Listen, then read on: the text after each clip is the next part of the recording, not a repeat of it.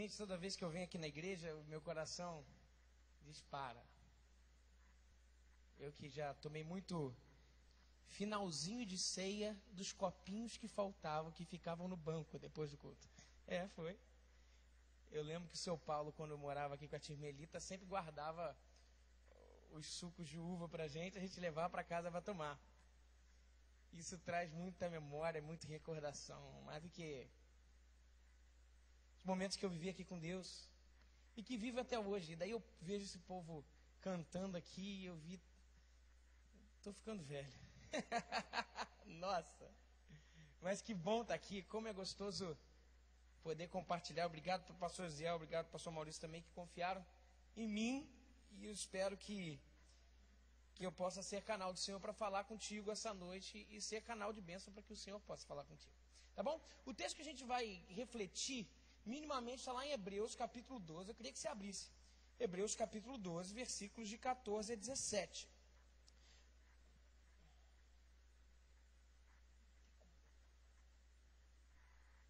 Hebreus capítulo 12, versículos de 14 a 17. Fala muito sobre... Obrigado, Paulinho. Fala muito sobre relacionamento com Deus. O que é ter relacionamento com Deus? O que quer dizer assim, pô, esse camarada tem um relacionamento com Deus invejável. A gente tem alguns estereótipos, né? O cara que sobe um monte todo dia e vai para o monte e fica lá só com pão e água. Ou esse camarada é bom, não estou dizendo que não seja não. Mas existem alguns estereótipos, né? O que a Bíblia fala sobre isso? Vamos ler. Esforcem-se para viver em paz com todos e para serem santos. Sem santidade ninguém verá o Senhor. Cuidem que ninguém se exclua da graça de Deus, e que nenhuma raiz de amargura brote e cause perturbação, contaminando muitos, e que não haja nenhum imoral ou profano, como Esaú, que por uma única refeição vendeu os seus direitos de herança como filho mais velho. Vamos ler mais 17, que diz: como vocês sabem, posteriormente, quando quis herdar a bênção, foi rejeitado, e não teve como alterar a sua decisão, embora buscasse a bênção com lágrimas. O texto aqui é um texto que o autor da carta aos Hebreus coloca o foco em ver o Senhor. Ele abre o texto dizendo assim, esforcem-se para viver em paz com todos e para serem santos, porque sem santidade ninguém verá o Senhor. Engraçado que o texto ele coloca uma dualidade aqui bem clara. É a coisa do paz com os outros e do ser santo. É aquela tal da horizontalidade e verticalidade. É como se relacionamento com Deus fosse diretamente ligado a relacionamento com o outro. O próprio autor da carta aos Hebreus fala em outro momento, dizendo assim, como que você pode dizer que você ama a Deus se você não ama o seu irmão que está do seu lado? Que você vê, né? Porque o irmão você vê, mas Deus você não vê. Como você tem a petulância de falar isso? E o texto é muito claro e muito bonito quando ele começa a se abrir assim diante dos nossos olhos. E o autor ele começa com uma palavrinha dizendo, esforcem-se. Lá na raiz da palavra é uma palavra chamada dióquete. Dióquete é a mesma palavra usada, o mesmo verbo usado para o radical de guerra. Perseguir para a guerra. Quando alguém ia caçar ou ia para a guerra, eles iam dióquete. Ou seja, iam para a guerra. Iam caçar. Eu, quando era criança, meu avô e minha avó estão aqui também. Parabéns, vô, pelo Dia dos Pais. Parabéns, meu pai, também pelo Dia dos Pais. Tem que fazer a média aqui, gente, por favor. Vocês são uma bênção na minha vida.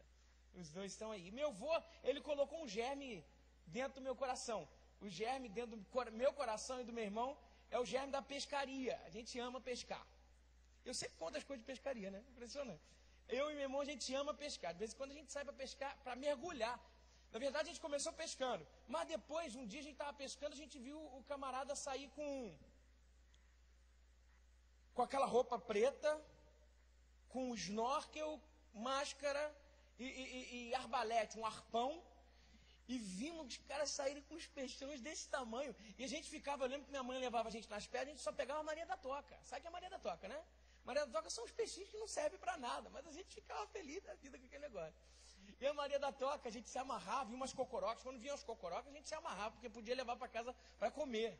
Só que quando chegava em casa, tirava a cabeça, só sobrava isso aqui, ó. Era o que tinha para comer. E ponto final. Mas daí a gente viu um camarada sair com um peixão desse tamanho, com uma arma, com um snorkel. Eu olhei para o Luiz César, isso a gente devia ter uns, sei lá, uns 11, 12 anos. Eu olhei para o Luiz César e falei assim, negão, a gente precisa fazer esse negócio aí, cara. É isso aí que é o negócio de ficar pegando peixinho aqui não dá certo não. Aí a gente olhou para minha mãe já entendeu e falou assim, ó, vocês estão muito novos para mim, imagina, dar uma arma na mão de uma criança de 11 anos. A gente perturbou tanto a ideia da minha mãe, que o que a gente pediu de Natal? Um arpão, uma máscara, um pé de pato. Aí minha mãe deu naquele Natal o quê? Uma máscara, um pé de pato, lógico. Arpão não. Mas daí a gente encheu, a gente faz aniversário no final do ano. A gente faz, meu irmão em agosto, acabou de fazer, eu faço em setembro. Pois no final do ano daquele ano, meu irmão ia ter 13 anos, eu ia ter 12 anos, já éramos o quê? Adolescentes. Já tínhamos responsabilidade, certo? É por aí. Mas eu não sei que carga d'água, minha mãe sempre confiou muito na gente. Mas eu sempre quando falo isso, mãe, você não foi imprudente, mãe. Mas assim, eu não faria isso com a minha filha hoje. Eu não faria. Ela deu o tal do arpão, deu o tal do arpão pra gente. E aquilo foi um troço pra gente, sabe, um negócio. E eu e meu irmão, todo bobo, e a gente foi criado nesse negócio de nadar, e sempre se deu super bem com isso. Deu o arpão pra gente, deu a máscara, deu o canudo que já tinha dado no Natal, a gente acordou cedo e vamos pescar. E a gente viu o povo passando com aqueles peixões na fieira. E a gente, pum, dava o tiro e só pegava pedra, meu irmão. Porque não pegava um peixinho. E a gente ficou irritado com aquilo. Porque foi uma semana, um mês e 2 e nada. No máximo que a gente saía era com aquelas mesmas cocorocas que a gente pegava na linha. Então não tinha adiantado de nada. Aí eu cheguei para um dos rapazes que saía com bastante peixe de dentro d'água. E perguntei, cara, você tem que explicar pra gente como é que você vai pegar esse negócio aí. Ele falou assim, ó, aí ele falou um negócio que não basta você ter só o equipamento. Você tem que saber o hábito de cada peixe. Por exemplo, você pegar uma garopa, você não pode pegar no raso. Você tem que vasculhar as tocas. Você pegar um budião, é a mesma coisa. Só que você não pode chegar de cara na toca. Porque se você chegar de cara na toca, ele vai embora. Você não pode ser afoito quando mergulhar. Você tem que estar no habitat do peixe. Porque senão, ele vai se assustar. Se você quiser pegar uma tainha, aí já é a flor da água e tem que botar no segundo laço do arpão. Porque senão não vai fundo. Não vai longe o arpão e a gente não consegue pegar. Depois daquele toque que ele deu, aí a gente começou a pegar os nossos peixes. Pois, na verdade, de vez em quando a gente tem tudo. Mas a gente não tem esforço e conhecimento de causa. O texto é muito claro quando coloca para a gente. Dióquete. Esforce. Para ter relacionamento com Deus, que é permeado, talvez por um paradigma máximo que o texto coloca para a gente. Sabe qual é? Esforce-se para viver em paz com todos. Sabe, e isso é muito difícil. Não é um negócio fácil, não. Olha como Jesus coloca. Ele fala lá no Sermão da Montanha assim, ó. Bem-aventurados os promotores da paz, em outras versões. Os prometores da paz, ou seja, a paz por si só não se estabelece. Ela tem que ser promovida. Gente, olha o tamanho disso aqui. Olha o tamanho disso aqui. Ser humano é assim, ser humano é porco espinho, gente. Vocês já viram um porco espinho se namorar? porco-espinho namorando deve ser um troço muito legal. Porque você concorda. Outro dia apareceu no Facebook, já tem um tempo, eu vi um pitbull desse, que meteu-se numa briga com um porco-espinho desse. E o pitbull foi para cima dele, mas o porco-espinho não precisou fazer nada. Só postaram a foto do pitbull com uns espinhos desse tamanho no rosto, com a cara inchada. Agora você imagina 2 desses exemplares se namorando. O papo é assim, ó. Eles vão chegando perto, mas o espinho vai entrando, um na carne do outro. Daí o cara, para dar um bitoquinho, um beijinho assim, ele fala, querida, chega um pouquinho pro lado, porque tá espetando aqui. Daí ele chega um pouquinho pro canto. Agora espetou aqui, amor. Então chega pro lado, tal, até que consegue. Se a gente não entender que somos porcos espinhos, que a paz por si só não se estabelece, a gente nunca verá o Senhor.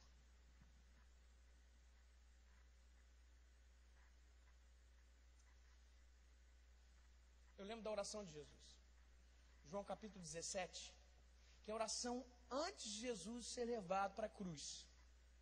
Jesus estava no Monte das Oliveiras. Jesus orava, e orava pelos seus discípulos. E discípulos como tipologia da igreja do Senhor que é hoje. Ele falou assim, olha que coisa linda.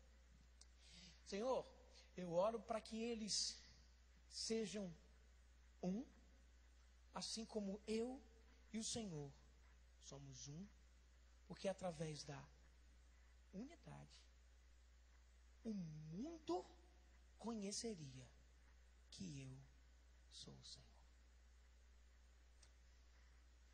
Sabe qual foi a única oração de Jesus que não foi atendida? Essa. Sabe qual é a maior ferramenta de evangelismo que o Senhor nos deu? Não é através da nossa entregada de folheto. Não é através dos nossos evangelismos explosivos.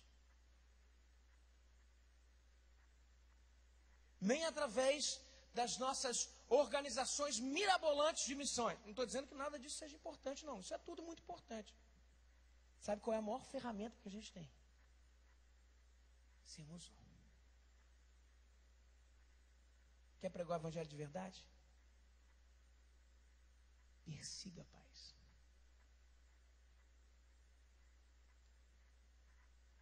Persiga a paz.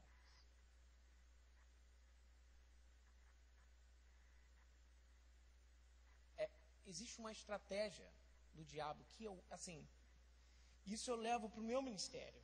Assim, o diabo, ele tem a estratégia para os nossos tempos pós-modernos, talvez seja a pior das estratégias que o mundo já viu. Lógico, a gente não concorde comigo. Tem um sociólogo chamado Zygmunt Bauman, que ele escreve um livro sobre a modernidade que a gente vive, ele chama a nossa modernidade de modernidade líquida. O que vem a ser a modernidade líquida? E ele conta um pouco a história das relações que o mundo teve até chegar na nossa época. Lógico que ele vai da Idade Média até a tal da modernidade líquida que ele chama. Na Idade Média, ele fala que, de uma certa forma, as relações eram estagnadas, estáticas, e o proletariado não podia ser senhor.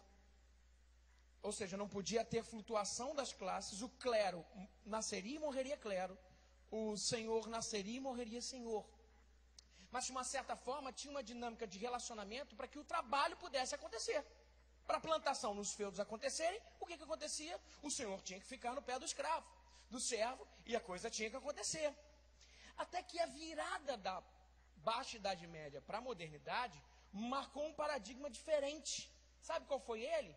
No século X, mais ou menos, começaram as grandes navegações. Com as grandes navegações, começou a se formar um grupo dentro dos feudos chamados burgueses, que era o tal dos proletariados, que começaram a fazer escambos, trocas comerciais, e eles começaram a ser detentores do dinheiro. E que, de uma certa forma, começou a primeira flutuação de classes a acontecer na história.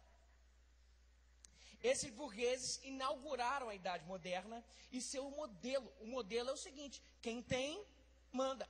Quem não tem, não manda. Mas só que, à luz do que acontecia até, e acontece muitas vezes em alguns lugares, que é o tal do, que para mim o melhor modelo seria o que o Henry Ford implantou, que é o tal do Fordismo. A gente conhece naquele filme do Charlie Chaplin, que ele é um operário da fábrica e aperta um parafuso na linha de produção, e o outro aperta um parafuso, e que de uma certa forma, naquele modelo que é chamado de modelo panótipo, é um modelo em que tem um guarda, que de uma certa forma vê aquela coisa acontecer, e os proletariados, o guarda está vigiando, proletariados não, mas os empregados, o guarda está vigiando para chegar no final e ter um modelo de produção. Percebam, as castas começaram a se derreter, ou seja, tinha flutuação entre elas. Porém, ainda precisava de um senhor para cuidar dos servos. As relações ainda permaneciam em vigor. Agora, na idade que a gente vive, no momento em que a gente vive, talvez a última das barreiras foi quebrada. Qual é ela? Hoje, a gente não precisa se relacionar para nada para viver. Outro dia eu estava com um problema no carro, liguei para a seguradora, o camarada que atendeu, eu perguntei, vem cá, você é da onde? Ele falou, sou de Maceió. Eu falei, você vai ligar para onde? Para a Central em São Paulo. E vou mandar um carro para me rebocar no Rio de Janeiro. Ou seja, de uma certa forma, não se precisa mais relacionar para se viver. E é o que o próprio Bill Gates, em uma dessas organizações, dessas reuniões que tiveram dos caras mais poderosos financeiramente do mundo, falou, eu não tenho nenhum problema de destruir tudo que eu tenho e construir de novo. Eu não tenho apego. É ou não é? O que é bombardeado para a gente a todo momento? Você quer vender? É simples. Tira uma foto e fala assim, ó. Desapega, desapega. OLX. É ou não é? Desapega, desapega. E aquele negócio fica na nossa cabeça. Daí o cara fala, ordinário, e a gente ri pra caramba. Aquele negócio todo. Sabe por quê? O modelo da nossa vida é um modelo que quanto mais se desapega, melhor é. Por isso que é fluido. Por isso que é líquido. Porque toma forma. Sabe por que toma forma? Porque se a gente não se relaciona, a gente perde o quê? Identidade. A sua identidade é formada na dialética relacionamental. Se a gente se relaciona, a gente acaba se identificando. Veja. Por isso que ficar é mais importante que namorar. Sabe por quê? Porque desapega.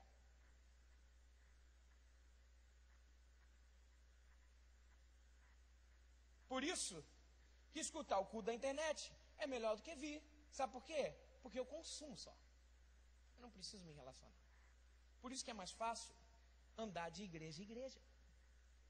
Porque à medida que se junta, se espeta. Se espeta. E como se espeta?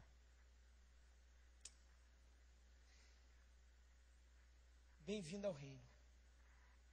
O reino dos espetados. Quer se relacionar com Deus? Tem que se espetar.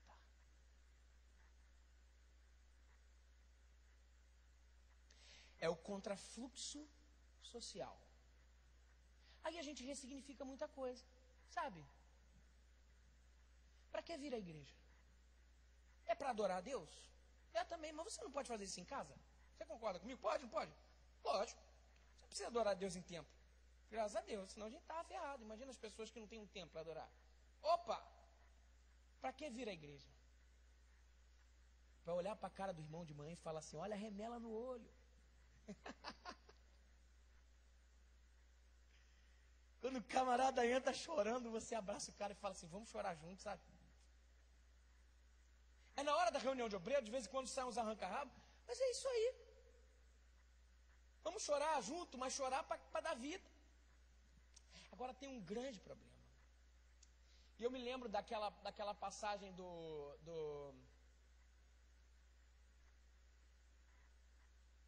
Agar, já com Ismael nascido, que foi expulsa de casa pelo pai do seu filho Abraão e a Sara. Agar foi ao deserto, e em Ur dos Caldeus era tudo deserto, ele só se afastou e esperava a morte.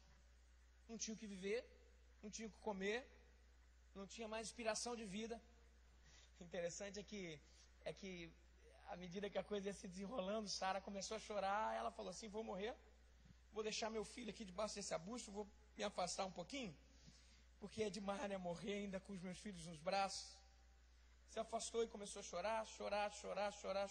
Aí o anjo veio, se apresentou a Agar e falou assim: minha filha, não chora não, Deus escutou a oração do menino, ele também será pai de grande nação. Agora, que coisa interessante, quem que Deus escutou a oração? Do menino. Sabe por quê? Porque Deus escuta a oração de quem chora a vida e não chora a morte. É para se espetar, mas vamos chorar a vida. Entendeu?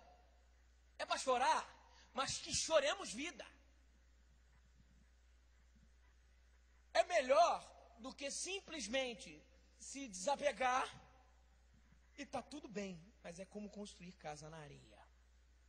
Sabe aqueles relacionamentos que ou terminam nos primeiros anos, ou terminam quando os filhos se vão? Você já viu? Um dos grandes índices de término de relacionamento é quando os filhos se vão. Sabe por quê? Porque não tem mais nada que une o casal. Eles não se espetaram o suficiente. Cada um cumpriu o seu papel social. Mas depois que não existe mais papel social, não existe mais porquê estar junto.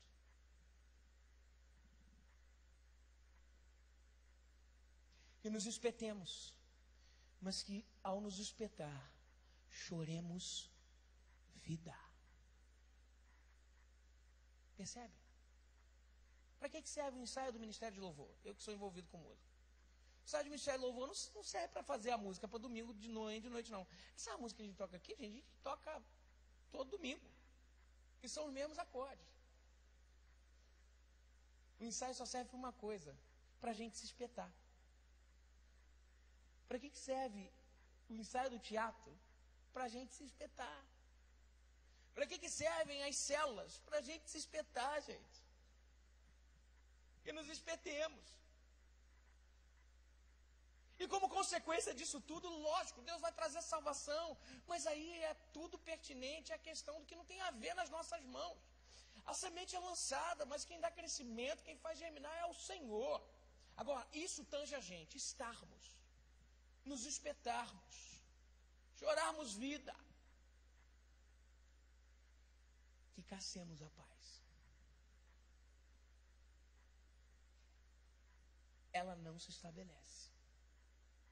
Me lembro das palavras de Jesus, Mateus 5, 23 e 24. Ele fala assim: portanto, se o teu irmão tem alguma coisa contra você, vai se reconciliar a ele, antes que o adversário venha e te entreguem, te encerrem na prisão, alguma coisa assim. Agora, é interessante, porque tem gente que fala assim, ó, desculpa, eu falei errado, tem uma coisa mais importante. Você, antes de deixar a sua oferta no altar, eu falei isso. Não, antes de deixar a sua oferta ao altar, ou seja, antes de prestar adoração a Deus, antes de prestar, vai se reconciliar com seu irmão e volta a prestar a oferta no altar, antes que o adversário te encerre na prisão. Tem muita gente que, no que tange a questão do relacionamento, fala assim: eu não tenho nada contra ele. Ele que deve ter contra mim. Então, eu não tenho nada, está tudo bem. Mas o texto diz o contrário. O texto diz assim: não, se o teu irmão tem alguma coisa contra você, vai se reconciliar. Peraí, você não tem nada? Basta o irmão. Gente, caçar a paz a despeito de qualquer circunstância, de qualquer vaidade. E caçemos a paz. Lembrando que é a maior ferramenta de evangelização, como foi falado. Não somos batistas? Que tem essa questão da evangelização como coisa que pulse. Quer ser um batista de verdade? Esquece isso, mas quer ser um cristão de verdade?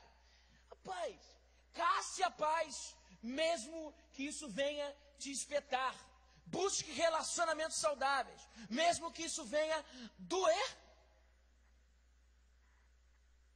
O texto continua, esse texto é muito interessante. O texto continua assim no versículo 15. Ele fala assim, ó, cuidem que ninguém se exclua da graça de Deus e que nenhuma raiz de amargura brote e cause perturbação, contaminando muitos. Esse cuidem aqui é uma linguagem militar que eles usam lá no texto lá que foi traduzido. É uma linguagem militar, é uma linguagem que se fosse traduzir ao pé da letra daria assim, exerçam superintendência. Sabe o que é exercer superintendência? Para explicar mais ou menos, os militares sabem melhor que eu e com certeza vão dizer, Everton, não é por aí e tal, tem isso aqui e tal. Mas eu vou tentar explicar trocando em miúdos. Sabe aquele filme Tropa de Elite, o primeiro filme? Tinha o Matias e tinha como é que era o nome do outro? O Neto. O Neto que era o cara que queria resolver tudo sozinho, né? No primeiro treino que eles iam fazer de uma experiência de entrar dentro de uma comunidade, como BOP, eles aprenderam as técnicas e tal, de guerra, e quando eu falo assim, vamos começar, e eles foram para um balcão, assim, tipo um balcão de paintball, assim, eles foram para esse balcão, e começaram. Quando começou o treinamento, o Neto não quis nem saber. Ele saiu da sua trincheira e foi sozinho. Daí o Nascimento parou o negócio e falou assim, com aquela delicadeza pertinente só ao Capitão Nascimento, grudou no colarinho do camarada e falou, você tá maluco? Você tá maluco? E o Neto pegando assim, pegou aquela câmera fechada assim no nariz dos dois. Daí ele falou um negócio interessante. Ele falou assim, você quer matar todo mundo? Pô, mas não foi ele que se colocou lá. Por que todo mundo? Sabe por quê? Porque exercer superintendência é saber que a sua atitude pode matar ou pode dar vida ao outro. Não é você só, cara. Não é você. Eu sou músico. E eu acho que um dos grandes exemplos disso é a função do espala na orquestra. Não só do espala, mas dos que sentam à direita. À direita? Não, dos que sentam à esquerda. Perdão. Na estante de partitura. Geralmente a gente tem assim, uma estante, estantes de partitura. Em cada estante, 2 dividem. Se a gente for falar da seção dos violinos, 2 sentam numa estante de partitura, mais 2 sentam numa estante de partitura e assim por diante. Agora, tem uma coisa esquisita, né? Porque a gente precisa das 2 mãos para tocar. Então, a gente está tocando aqui a gente dá as notas e aqui a gente dá a arcada. E está tocando lá, daqui a pouco a partitura vai rolando, parte para a segunda página aqui, vai rolando, e quando chegar embaixo, e aí? Quem vira a partitura? Conta para mim. Aí vem talvez uma das coisas mais bonitas da prática de orquestra. Sabe aquele camarada que senta na direita? Ele para de tocar a partitura para poder virar para o outro continuar tocando. De verdade, nas melodias que compomos as nossas vidas, de vez em quando a partitura do outro está acabando, a gente tem que parar de tocar a nossa partitura para virar a página. Está na hora de virar a página de mais gente. A tua melodia não é melhor que a do outro, não. Não é. Ser igreja é parar de tocar. É virar a página.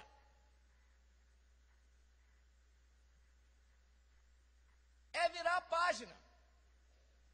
É saber que você não é o último biscoito do pacote. Na verdade, não faz sentido ser o último biscoito do pacote. A gente vai olhar na tradição judaica. A tradição judaica vai falar sempre de pessoas. E quando se fala dessas pessoas, referencia a família, né? É aquele negócio. Tiago, filho de Alfeu. Fulano, filho de Cicrano. E tal. Daí nós, com a nossa mente racionalista, que a gente acha, pô, se o nome do cara está lá, é porque o cara deve ter tido algum tipo de ascensão social naquela época. O cara devia ser alguém. Daí um camarada resolveu procurar. Por quê? Pô, vem cá, quem foi esse cara aqui? Procurou relato na arqueologia, em textos que não faziam parte do cânon bíblico e tal, não sei, e não eram ninguém. Aí ele foi procurar na tradição judaica. Aí ele descobriu que o judeu só faz sentido se fizer, e só tem identidade, se fizer parte de uma família. Se fizer parte de uma comunidade. Qual é seu nome? Everton, filho de quem? Da igreja é qual? Que se relaciona com quem? Que se esperta com quem?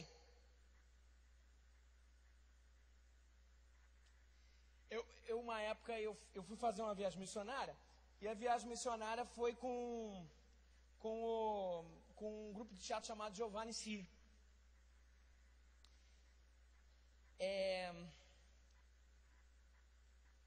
E a gente saiu do Rio de Janeiro, a gente foi ao Chile. Fomos de carro. E só com dinheiro de ida. A gente tinha dinheiro de ida, comia uma vez por dia. Coisa de adolescente e jovem, né? Acho que hoje eu não ia conseguir, não. Até para manter esse corpinho aqui, tem que comer mais, né, gente? Por favor, diga-se de passagem. Né, Márcio? Márcio que deixa fazer. Negão, vou mudar, você vai ver. Calma. Daí a gente foi, a gente teve que conviver num carro. Foram 7 dias para ir, 5 para voltar no carro, né?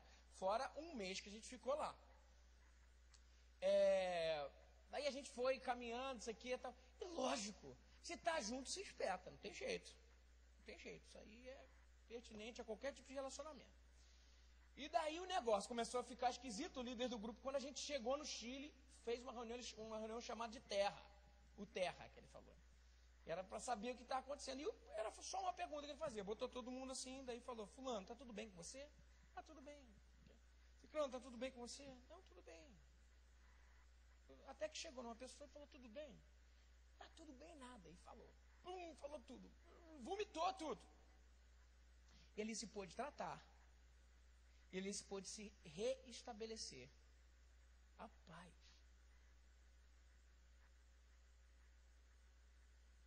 Tratar de forma madura dos nossos relacionamentos, não jogando para debaixo do tapete. Ah, não, ele que tem negócio contra mim, deixa ele para lá, tal, deixa eu viver a minha vida aqui, e ponto final. Quantas vezes não tratamos dos nossos relacionamentos de forma madura e esquecemos, jogamos fora que relacionamento com Deus é ter relacionamento com outros sadios. Sadios. A gente esquece isso e acha que levantar a mão está tudo certo e buscar a Deus e ler. Eu leio a Bíblia, eu oro. O autor da carta aos Hebreus vai falar: e daí? E daí?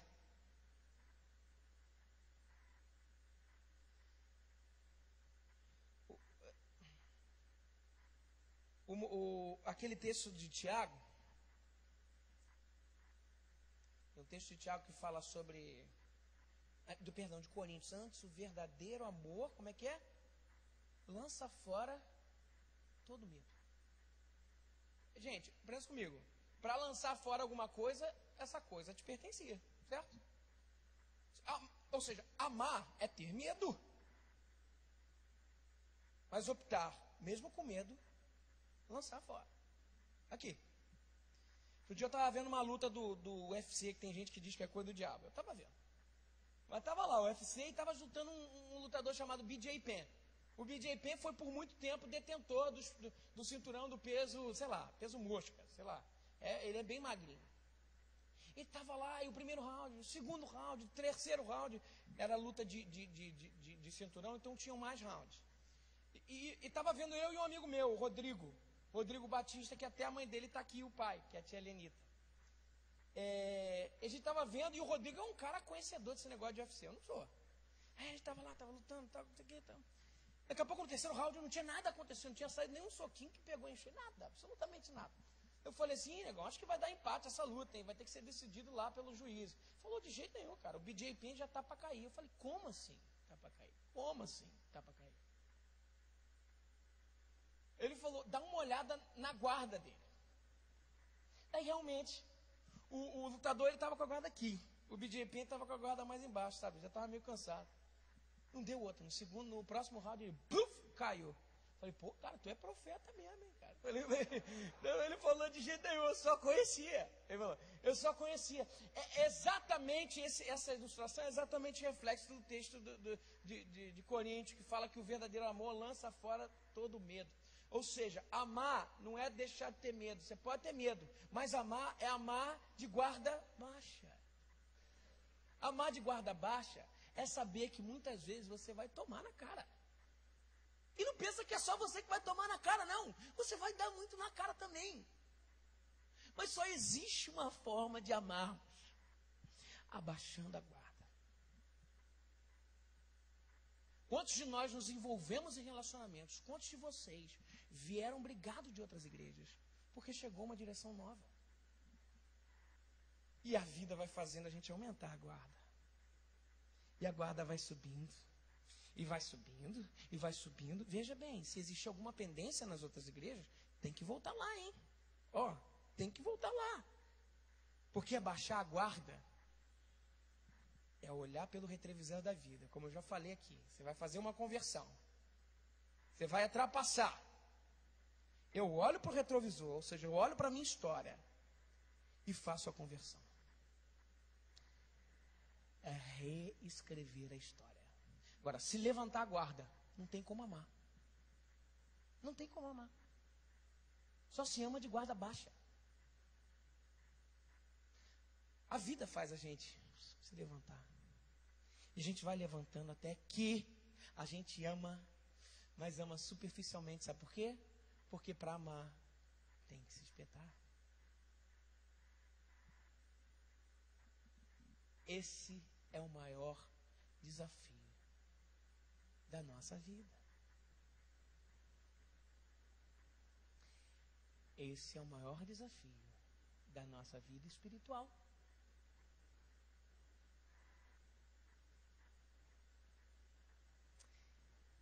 Eu queria que a gente fizesse, na época da nossa pós-modernidade, como já foi falado aqui, todo mundo tem um negócio chamado celular, né?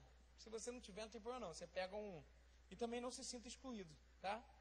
Ou você pega ou o celular, ou um caderno, alguma coisa que você traz aí. Eu queria que vocês abrissem lá no bloco de notas. Vamos fazer isso agora? Vamos lá, no bloco de notas. Isso. Bota para escrever. Eu queria fazer uma atitude simbólica aqui agora. A atitude simbólica é o seguinte: enquanto eu falava, talvez Deus foi te sugerindo, olhando no retrovisor da sua vida, algumas pessoas, algumas situações. Esposa, não olha para o celular do seu marido. E marido também da sua esposa. Ah, só um troço seu. Eu queria de verdade que a gente pegasse esse momento aqui e você escrevesse essas pessoas, ou a situação, ou alguma coisa que te remetesse ao que aconteceu. Gente, isso aqui é muito importante. Muito. É muito importante. A nossa vida espiritual está diretamente relacionada com isso. O nosso relacionamento de Deus com Deus está diretamente relacionado com isso. Eu vou dar um tempo para vocês escreverem. E depois a gente continua para terminar. Vamos fazer isso? Vai lá.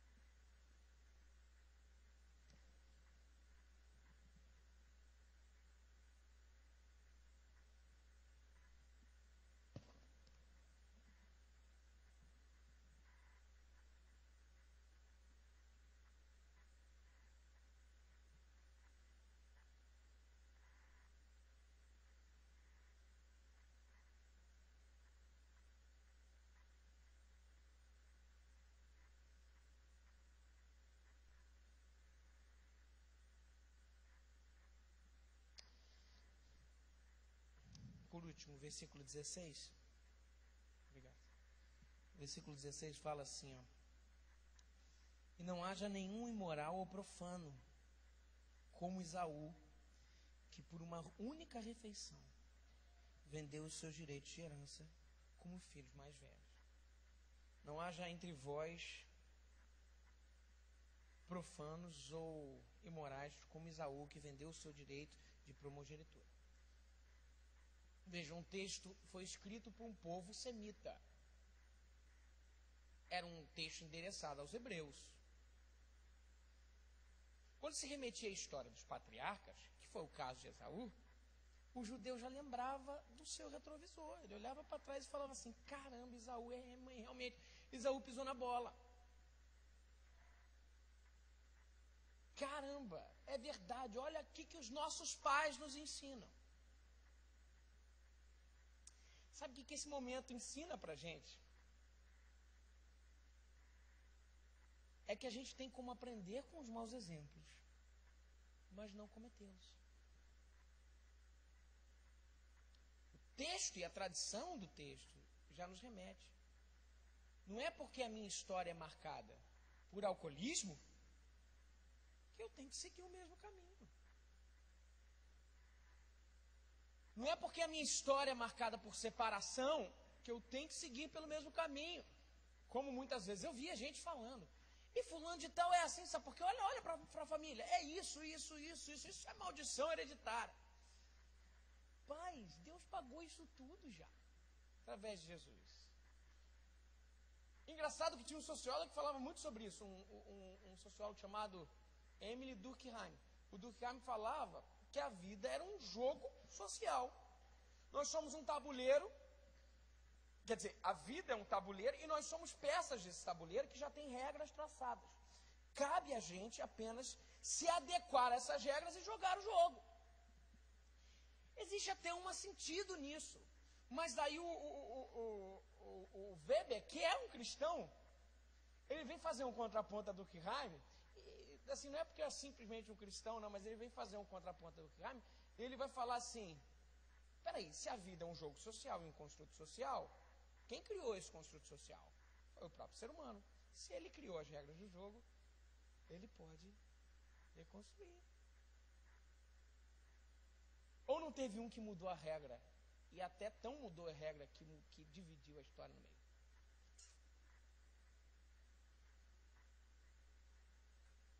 Há possibilidade de um recomeço e de uma reconstrução à luz do que Jesus foi.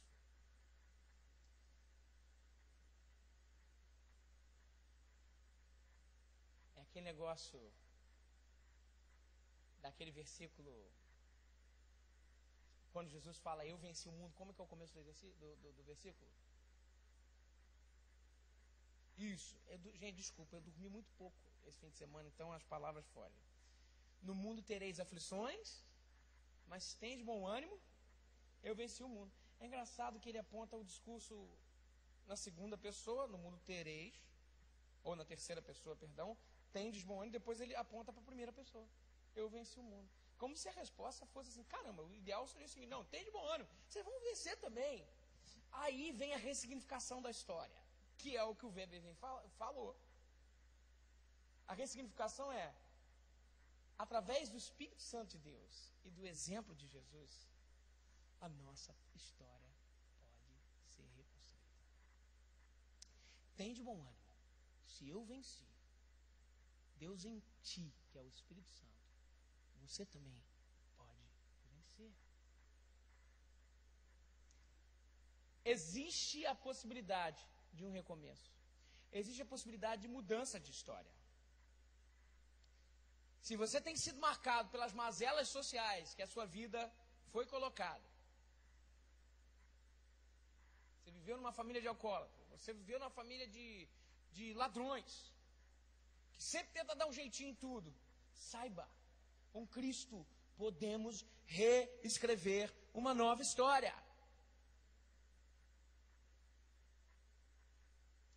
A pergunta que se estabelece é, você tem buscado a paz? Até que ponto você é superintendente da paz? E até que ponto a gente tem lutado para que a nossa história, que não deu certo, possa ser reescrita à luz do exemplo de Jesus? Até que ponto nós, como igreja, temos buscado a santidade no lugar errado e temos nos afastado do nosso irmão? Enquanto a violência acabar com o povão da Baixada, e quem sabe de tudo disser que não sabe de nada, enquanto os salários morrerem de velho nas filas, e os homens banirem as leis ao invés de cumprir, enquanto a doença tomar o lugar da saúde, quem prometeu ser do povo mudar de atitude, enquanto os bilhetes correrem debaixo da mesa, e a honra dos nobres ceder seu lugar à aspereza. Não tem jeito, não tem jeito. Só com muito amor a gente muda esse país. Só o amor de Deus para nossa gente ser feliz. Nós, os filhos seus, temos que unir as nossas mãos em nome da justiça, mas com obras de justiça. Quem conhece a Deus não pode ouvir e se calar, tem que ser profeta. A bandeira levantar. Transformar o mundo é uma questão de compromisso. É muito mais de tudo isso. Enquanto domingo ainda for o nosso dia sagrado, e em nome de Deus se deixar os feridos de lado, enquanto o pecado ainda for tão somente um pecado, vivido, sentido, embutido, espremido e pensado, enquanto se canta e se dança de olhos fechados, tem gente morrendo de fome por todos os lados. O Deus que se canta nem é sempre o Deus que se vive, não, pois Deus se revela, se envolve, resolve e revive. Não tem jeito, não tem jeito, não. Só com muito amor a gente muda esse país. Só o amor de Deus para nossa gente ser feliz. Nós, os filhos teus, temos que unir as nossas mãos em nome da justiça, em nome do poder de sermos um, mesmo que sejamos diferentes, com obras de justiça. Quem conhece a Deus não tem que ouvir e se calar, tem que ser profeta, a bandeira a levantar. Ajudar o mundo é uma questão de compromisso, é muito mais de tudo isso.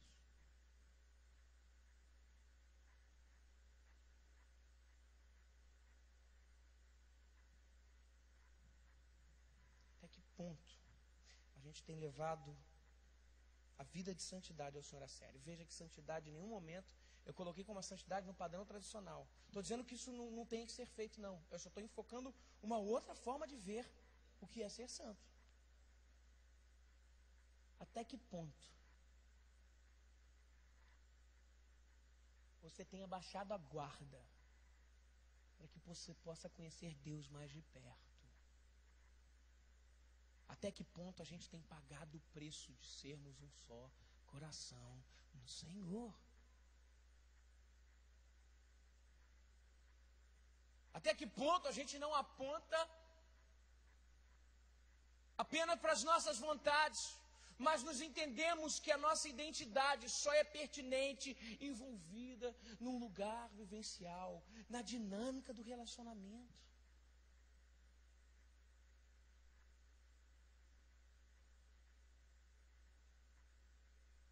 Até que ponto o ter é mais importante que o ser?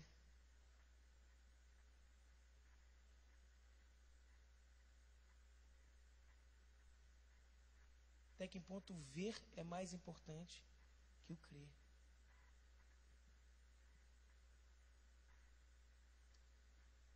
Deus nos chama para sermos um. Eu queria cantar. Ver seus olhos no espelho, por fora um herói, por dentro um ladrão. Viu, só resta em você os poucos amigos, motivos em vão. Viu, desacreditado, no mundo queimar por ser o que é. Vai em nome pensando e chorando, só falta de ver.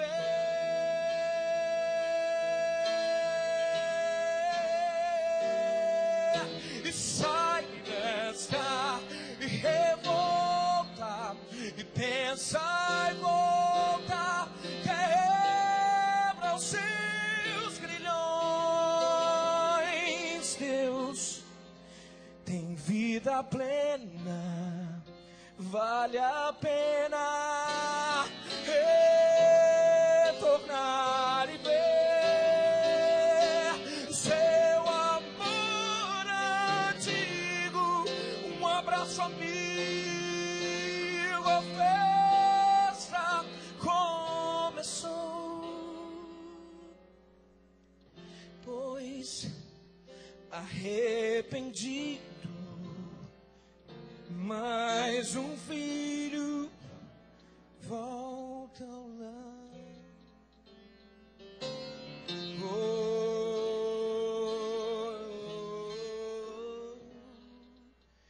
Vê teus olhos no espelho, por fora um herói, por dentro um ladrão.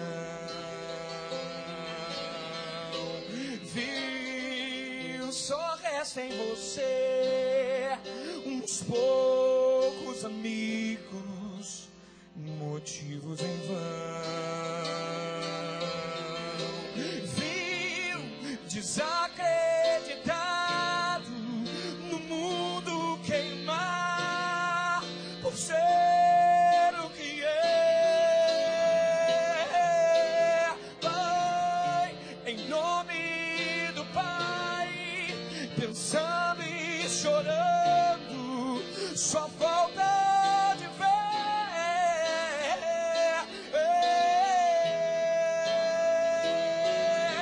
Sai dessa revolta e pensa e volta, quebra os seus grilhões.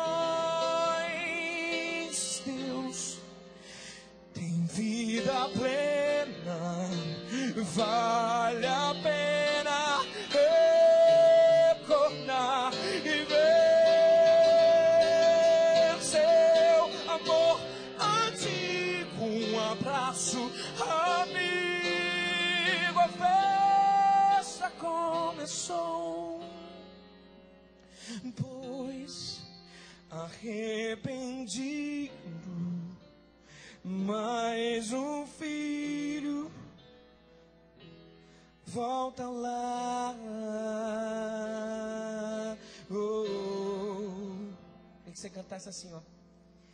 E na força do Espírito Santo nós proclamamos aqui, é isso aqui, ó, que pagaremos um preço de sermos um só coração no Senhor.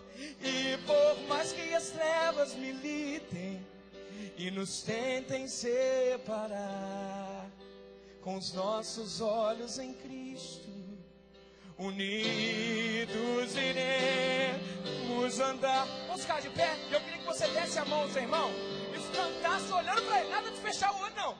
Tem gente que se esconde agora fechando o olho. É ou não é? É isso aí. Vamos fazer? E na força do Espírito Santo nós proclamamos aqui que pagaremos um preço de sermos um só coração no Senhor. E por mais que as trevas militem e nos tentem separar, com os nossos olhos em Cristo, unidos iremos andar.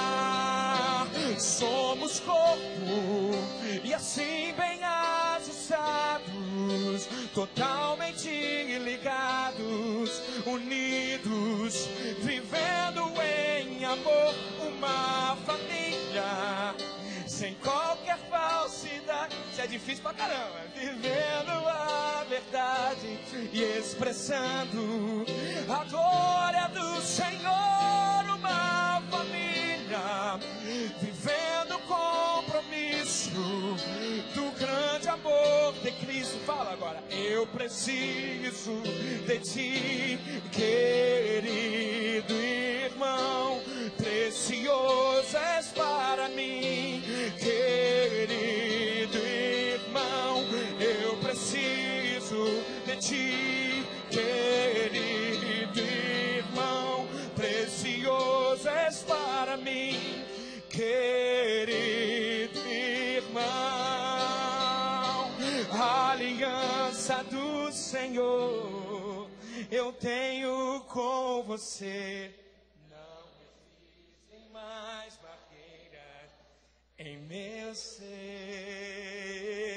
Eu sou livre pra te amar, pra te aceitar. É diferente, eu sei que é difícil. Te perdi, perdoa meu irmão.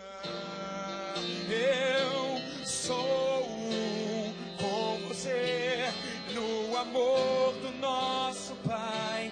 Somos um no amor de Jesus. Eu sou um e eu sou um com você no amor do nosso Pai. Somos um no amor de Jesus.